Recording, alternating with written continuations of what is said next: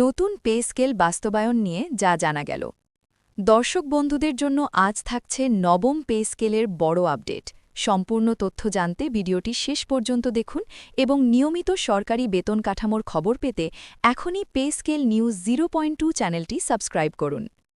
নির্ধারিত সময়ের ৩ সপ্তাহ আগেই নবম জাতীয় বেতন কমিশন তাদের প্রতিবেদন প্রধান উপদেষ্টা অধ্যাপক ড মোহাম্মদ ইউনুসের কাছে পেশ করেছে।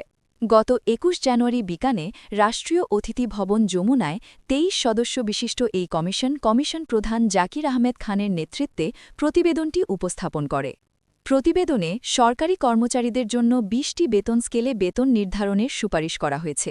এতে সর্বনিম্ন বেতন স্কেল ৮,২৫০ টাকা থেকে বাড়িয়ে ২০,০০০ টাকা এবং সর্বোচ্চ বেতন স্কেল ৭৮,০০০ টাকা থেকে বাড়িয়ে ১,৬০,০০০ টাকা করার প্রস্তাব দেওয়া হয়েছে।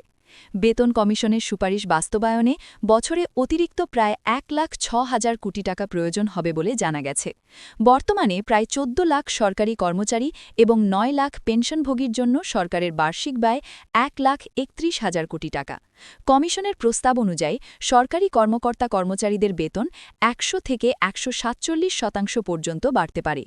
একই সঙ্গে প্রায় সমান হারে পেনশন, চিকিৎসা ভাতা এবং অন্যান্য সুবিধাও বাড়ানোর সুপারিশ করা হয়েছে।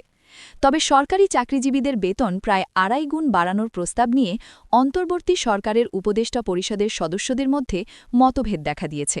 কয়েকজন উপদেষ্টার মতে দেশের বর্তমান অর্থনৈতিক পরিস্থিতিতে শুধু সরকারি চাকরিজীবীদের বেতন এতটা বাড়ানো বৈষম্যমূলক হতে পারে। উচ্চ মূল্যস্ফীতির বাজারে সাধারণ মানুষের সীমিত আয়ের বাস্তবতা বিবেচনায় নিয়ে সরকারি কোষাগারের ওপর অতিরিক্ত চাপ না বাড়ানোর দক্ষে মত দিয়েছেন তারা। বৃহস্পতিবার ২২ জানুয়ারি রাজধানীর তেজগাঁয়ে প্রধান উপদেষ্টার কার্যালয়ে অধ্যাপক ড মোহাম্মদ ইউনুসের সভাপতিত্বে অনুষ্ঠিত উপদেষ্টা পরিষদের বৈঠকে নতুন বেতন কাঠামো নিয়ে দীর্ঘ আলোচনা হয়। এদিকে এক প্রশ্নের জবাবে অর্থ উপদেষ্টা ড সালেহুদ্দিন আহমেদ জানিয়েছেন, বেতন কাঠামো বাস্তবায়ন সংক্রান্ত কোনো কমিটি এখনও গঠন করা হয়নি।